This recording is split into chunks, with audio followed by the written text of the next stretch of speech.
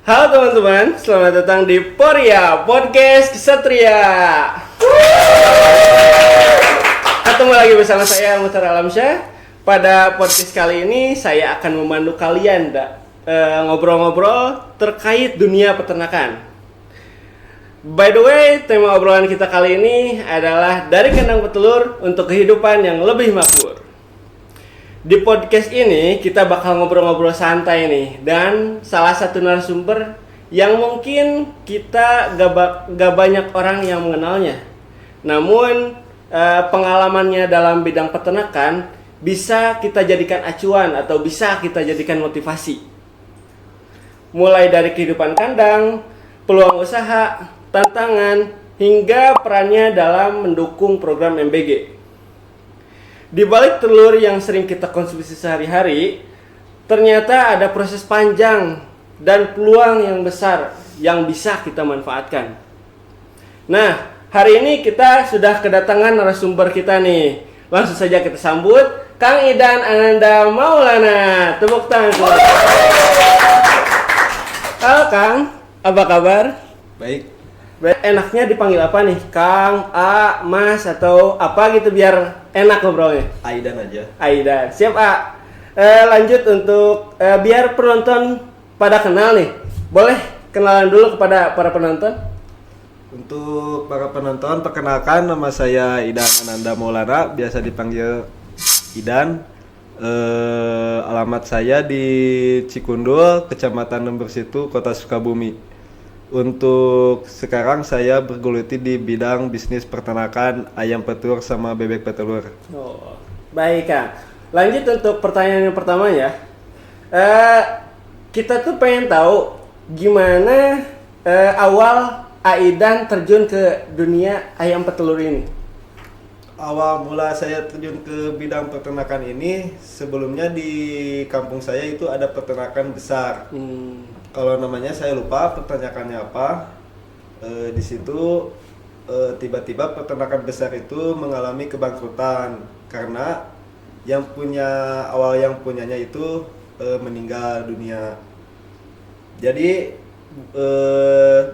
ada teman saya nawarin untuk menggeluti peternakan ini karena ada sisa-sisa kandang yang masih bagus, lumayan untuk meminimalisir biaya buat bikin kandang. Nah, saya dipikir-pikir, boleh nih saya coba bergelut ke peternakan ayam petelur ini. Awal mula saya terjun ini dengan kapasitas populasi mencoba 1.000 ekor. Nyobanya 1.000 ekor. Iya. Nah, saya mencoba 1.000 ekor, hasilnya bagus. Nah, saya mencoba untuk menambahi populasi dengan angka 5.000 ekor. Meningkat gitu ya. Iya. Jadi gak cuma stuck di 1.000 itu. Nah, iya. Untuk ini saya udah melaju ke populasi yang 5.000 ekor itu, tiba-tiba ada virus COVID. Oh, COVID. Ya, baru di situ agak ini Merugikan. Ya, mengalami kerugian yang cukup lumayan. Kalau boleh tahu nih Kang, sebelum memulai peternakan ayam petelur ini, Aidan tuh kerja di bidang apa sih? Kalau saya kuliah di keperawatan. Oh, keperawatan. Ya. Tapi kerjanya peternakan. Iya. Dulu juga saya pernah magang gitu di rumah sakit. Cuman gak lama gitu. Gitu. Kan kalau boleh tahu nih, kan anak muda zaman sekarang itu pada gak suka atau jijik dan dunia peternakan. Kok Aidan tuh suka atau tertarik dengan dunia peternakan ini? Awal saya suka, emang saya udah ada inilah turun-temurun lebih suka peternakan. Oh, turun-temurun dari orang tua. Ya, turun dari orang tua lebih suka peternakan. Sebetulnya bukan anak muda bukan gak suka ke peternakan, Kang. Biasanya orang-orang itu terhalang sama biaya sama lokasi tempat. Kan kalau di saya mah kebetulan tempatnya emang masih banyak lahan kosong, sama ininya juga, orang-orangnya dulunya kan banyak kerja di proyek yang besar itu, jadi lebih membuka peluang gitu. Gitu. Soalnya kan kemarin tuh banyak orang yang apa sih peternakan itu jijik, kotor gitu. Tapi kayak Aidan tuh suka dan tertarik. Kerennya tuh. Terus untuk ini Kang, waktu awal mula pembangunan kandang ayam petelur yang Aidan kelola kayak gimana tuh? Awal mulanya pembangunannya kayak gimana? Awal mula pembangunan ya itu tuh Kang, yang awal mulanya mah ada seseorang yang mendorong untuk membuka peternakan gitu. Kalau masalah yang tadi jijik bau itu sebenarnya mah itu mah inilah seni dari peternakan lah. Lanjut, untuk luas lahan yang Aidan miliki ada berapa kira-kira luasnya? Kalau luas lahan sekarang lebarnya sekitaran ada 15 meteran dengan panjang sekitar 70 meteran. Itu tuh udah cuma ayam petelur doang atau ada yang lain gitu? Kalau sekarang ayam petelur sama bebek petelur. Bebek juga ada. Bebek juga ada, sama sekarang belajar ternak ayam Bangkok. Untuk sistem pembangunannya atau desain kandangnya kayak gimana tuh? Apakah kandangnya closed house, open house, panggung atau gimana gitu desainnya? Desain kandangnya saya pakai yang open house dengan posisi kandang itu panggung. Kenapa panggung, Kang? Karena panggung itu kalau kotoran lebih ke bawah, lebih aman dari jangkauan ke bau ke ayam gitu. Sama kan di bawahnya juga ada kolam. Oh, kolam. Ya ada kolam. Kolam doang atau kolam doang? Oh. Ada ikan sedikit-sedikit itu sisa-sisa ini. Karena kan di saya mah kandangnya posisinya di sawah ya. Jadi kalau musim hujan itu kadang ada banjir sedikit gitu, airnya naik. Jadi bikinnya kandang panggung biar nggak kebanjiran gitu kandangnya. Ya, lebih aman. Terus jumlah populasi untuk keseluruhan, misal ayam petelur, bebek berapa tuh kira-kira? Kalau ayam petelur sekarang saya populasi di angka 1.500 ekor. 1.000. Iya, kalau bebek mah cuma 400-an, 400 ekoran. Tapi itu outputnya udah tahu gitu kemana, jualnya kemana gitu. Udah ada langganan. Ya, kalau saya jual udah ada langganan yang biasa ke kandang, langsung datang ke kandang gitu. Nggak nyari-nyari lagi lah maksudnya. Udah pada tahu lah gitu. Kan populasi yang di kandang Aidan tuh banyak nih ya. Apakah ada kesulitan tersendiri untuk mengelola semua itu gitu? Kalau kesulitan ada, kayak contohnya kayak datangnya penyakit. Itu sih sebenarnya kesulitan buat peternak mah, penyakit yang susah lah. Kan datangnya penyakit secara tiba-tiba nggak bisa diprediksi gitu ya. Nah, penanganan yang Aidan lakukan itu kayak gimana tuh? Penyakit biasanya kebersihan kandang. Kebersihan. Jadi ngelakuin kebersihan dulu. Ya, ngelakuin kebersihan kandang. Habis itu kandangnya bisa 2 minggu sekali disemprot disinfektan. Ya. Oke. Selanjutnya sama intinya mah kalau ayam mah kebersihan kandang. Kebersihan harus diperhatiin itu ya. Kebersihannya. Jadi bakteri-bakteri hilang lah. Lanjut untuk kegiatan sehari-hari, kita pengen tahu nih kegiatan sehari-hari di kandang Aidan tuh Apakah berbeda dengan peternakan lain gitu? Kalau semua hampir sama lah, Ah. peternak ayam peternak hampir sama semua. Kalau sehari di kandang, kadang pagi kasih ayam makan, Kan gitu ya. ya. Selanjutnya mupul telur. Oh, ngumpul telur. Nah, kalau udah mupul telur, nanti setelahnya dibersihin, baru masuk ke selanjutnya yang kena peti atau tray. Oh. Paling setengah 12 sudah selesai, nanti sore kasih makan sore, Sore ngasih ayam, makan ya. lagi gitu. Untuk tadi cara merawat ayam Kang Idan agar tetap sehat dan produktif itu kayak gimana tuh? Itu Selain menjaga kebersihan, apakah ada lagi gitu? merawat ayam supaya produksinya bagus, sehat.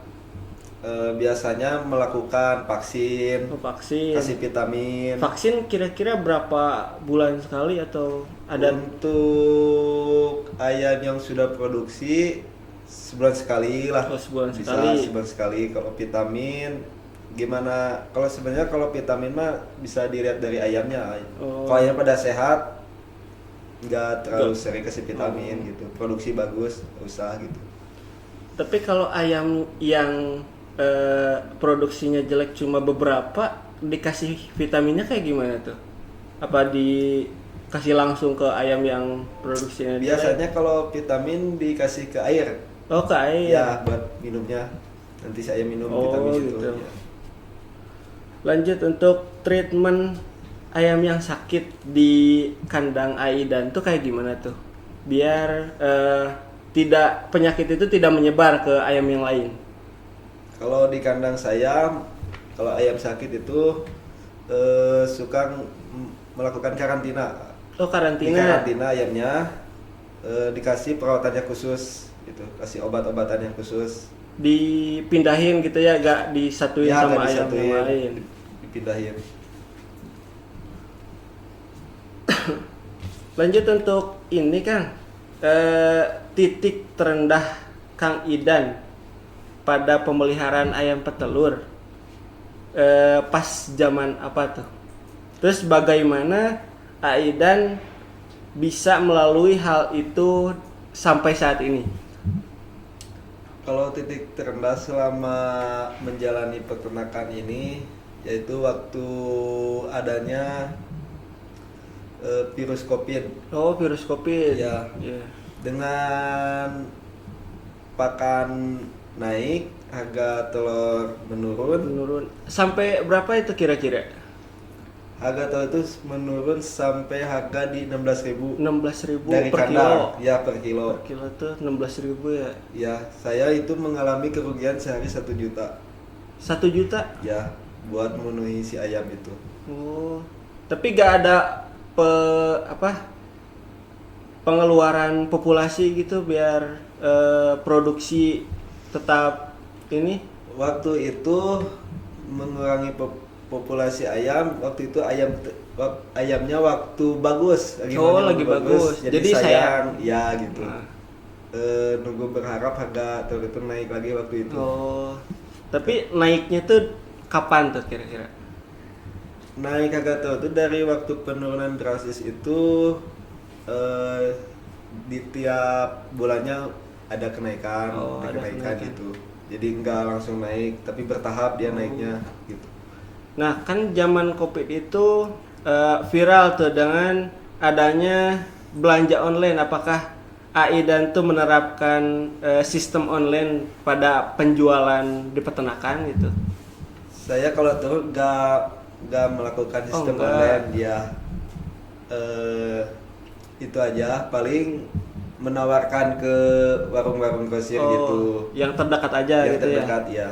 Jadi nggak menjual secara online ke luar sana gitu. Ya, belum pernah gitu. Paling itu orang terdekat lah, yang masih daerah Kota Sukabumi. Saya kirim gitu. Tapi stabilnya itu pas tahun kapan tuh? Stabil harganya itu? stabil harga itu dimulai tahun 2021 gitu gak salah teh. Karena Covid itu dari 2019 2019 ya. Akhir. Kita mulai stabil harga itu dari 2021. 2021 stabil itu ya. Ya. Karena waktu itu saya gak lama dari penurunan itu saya jual akhir ayamnya gitu. Oh, di akhir gitu ya. Sebelumnya boleh diminum, takutnya haus gitu. Tadi perjalanan soalnya panas gitu. Ya udah, minum ya. Boleh. Ini bayam dari Cikundul. Panas soalnya, lagi panas hari ini.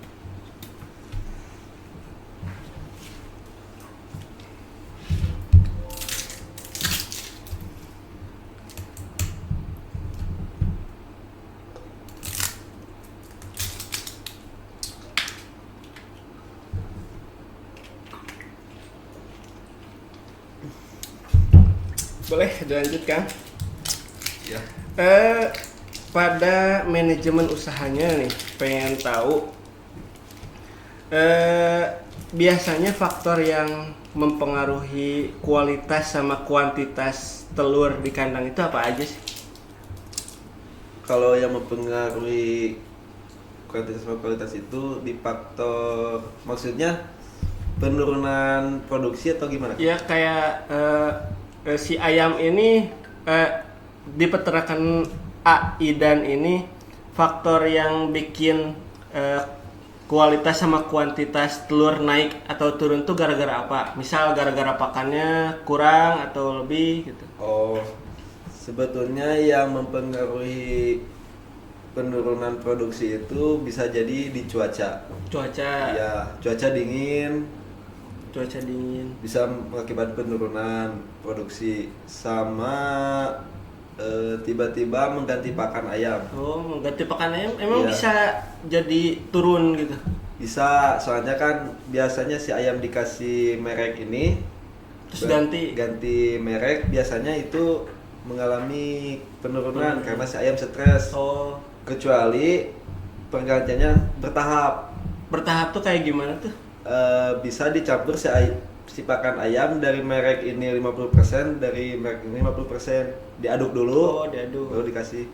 Nah, kira-kira treatment kayak gitu tuh dilakukan berapa hari? Atau sehari doang buat beradaptasi, terus besoknya langsung full pakai pakan baru gitu? Paling sekitaran 7 hari lah. Oh, 7 hari. Seminggu ya, si ayam 7 hari. baru bisa normal lagi. Biar beradaptasi gitu ya dengan Iya. pakan yang baru. Terus juga untuk panen nih Kang, telur yang biasanya udah dipanen, dikirimnya kemana aja tuh? Buat kalau saat ini kebetulan kan saya tuh ada bekerja sama yayasan gitu. Oh, yayasan. Jadi sebagian diambil sama yayasan, yang sebagian saya jual ke orang yang sudah biasa membeli di saya. Pelanggan lama. Pelanggan gitu ya? lama ya. Yayasannya kalau boleh tahu yayasan apa sih? Kalau yayasannya Pondok Pesantren Al Muslim Oh. yang di daerah Bers itu. Gitu ya. Selain itu ada pelanggan lamanya itu apa aja, kayak misal penjual ayam goreng atau apa gitu? Atau Iya. konsumsi sehari-hari? Pelanggan lama yang dia kalau bisa disebut agen telur juga agen. gitu ya. Jadi menjual telur lagi dia. Oh, jadi dibeli untuk dijual lagi gitu. Iya. Oke. Dari sisi usaha nih Kang, modal awal dan biaya operasionalnya itu dari mana kira-kira? Kalau saya kebetulan modal awal itu karena saya gak punya modal, saya meminjam ke bank modalnya buat minjam. biaya yang peternakan ini. Kira-kira berapa lama tuh buat ngebalikin modal, ngebalikin biaya itu? Kalau ngebalikin modal itu relatif ayah. Gak bisa gak bisa ditentuin waktunya. Tapi kalau misalkan kan saya meminjam modal buat ayam ini enggak ini enggak ke satu ini dibagi-bagi, saya buat modal yang lain juga ya. Kayak bebek itu gitu. Jadi nggak ke petelur doang. Ya. Oh, gitu. Lanjut nih untuk kan lagi banyak diperbincangkan soal MBG nih. Apakah peternakan ayam petelur Aidan ini terlibat dengan program MBG ini? Kalau buat saya nih saya pribadi program MBG ini sangat membantu sangat membantu karena jadi harga mau peternak mau petani itu sangat kebantu ya kalau menurut saya ya, dengan karena harga mulai dari sayur-sayuran ya, harga telur itu jadi stabil. Jadi kata orang program MBG ini malah merusak harga pasar, tapi menurut Akang program ini malah membantu ya peternak-peternak kecil, petani-petani kecil gitu ya. Kalau menurut saya malah membantu. Jadi harganya stabil gitu. Gak naik gak turun gitu ya. Ya, kadang kayak sekarang kan kalau di sayuran contohnya buncis ya. Buncis itu kan sering dipakai sama MBG, harganya sekarang tinggi gitu. Tinggi. Tapi gara-gara ada MBG ini jadi stabil gitu ya. Ya, kalau menurut saya gitu. Lanjut untuk syarat nih. Syarat biasanya ngirim ke MBG itu apakah ada syarat tertentu harus kualitasnya segini? Apakah gimana gitu? Kebetulan yang bekerja sama saya yang punya MBG itu tidak ada bersyarat harus kayak gini. Cuman dia meminta jumlah setelur ini ya, seminggu misalkan harus ada segini gitu. Kira-kira berapa tuh? Seminggu harus ada berapa? Seminggu biasanya dia permintaan ada 1 kintal gitu. 1 kintal harus ada dalam 1 minggu. Ya gitu. Itu tuh ber 1 minggu atau dicicil? Misal Senin segini, Selasa segini gitu. Oh, dia seminggu sekali. Seminggu sekali. Jadi langsung sekintal. Ya gitu. Oh gitu. Enggak per hari. Dengan adanya program MBG ini nih kan, apakah permintaan telur jadi meningkat atau malah jadi berkurang gitu? Permintaan telur. Kalau permintaan telur sebetulnya meningkat. Kalau ada ini meningkat karena kan MBG juga dapurnya nggak cuma satu di kecamatan itu, dapurnya ada beberapa. Ya, jadi kalau kita main sama program MBG itu asalkan kita kuat memenuhi si dapur MBG itu. Jadi yang kalian mungkin menganggap program MBG ini malah menghancurkan peternak-peternak kecil, ini buktinya Kang Idan malah membantu peternak-peternak kecil program MBG ini. Lanjut untuk ini nih Kang, apakah apa dampak ke harga telur di lapangan dengan adanya program MBG ini? Ya, apakah dibedakan harga telur ke MBG sama harga telur ke keluar gitu? Kalau pribadi saya, kalau harga itu disamakan. Oh, disamakan. Ya, jadi mau dia MBG masuk harganya atau tidaknya mah baik lagi ke si dapur MBG itu gitu. Kalau buat saya. Tapi si MBG itu mah apa gimana tuh? Bentar. Gak apa santai. Ya, tapi buat saya Mas, adanya MBG itu jadi pokoknya jadi harga itu jadi stabil gitu. Stabil. Gak bakal. Iya, nggak ada turunnya ya. Gitu. Turunnya nggak gratis gitu. Jadi bertahap turunnya. Di peternakan Aidan ini pasti mengalami permintaan yang melebihi produksi gitu. Gimana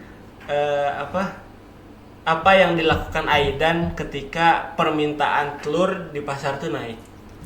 Kalau saya permintaan pasar naik, saya menjual dengan kapasitas kandang saya. Misalkan kandang saya menjual di per hari misalkan 4 peti, permintaan misalkan 7 peti.